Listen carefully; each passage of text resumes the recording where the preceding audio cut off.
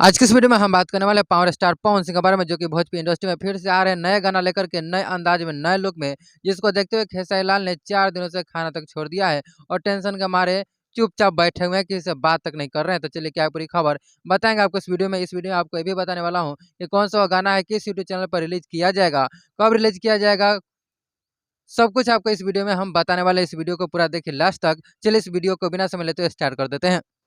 तो जैसा कि आप देख रहे हैं स्क्रीन पे, लोई के टोई गाने का नाम है और मैं आपको इस गाने में बता दूं कि पावर स्टार पवन सिंह व पुनीता प्रिया का सुमधुर आवाज सुनने को मिलेगा, जो कि काफी बेहतरीन आवाज दोनों का है। और मैं आपको बताता हूँ कि ये अभी कमिंग सून है, ये गाना आने वाला है, अभी तक आया नहीं है। तो किस यूट्यूब चैनल पर रिलीज़ किया जाएगा वो भी मैं आपको बताता हूँ इस वीडियो में।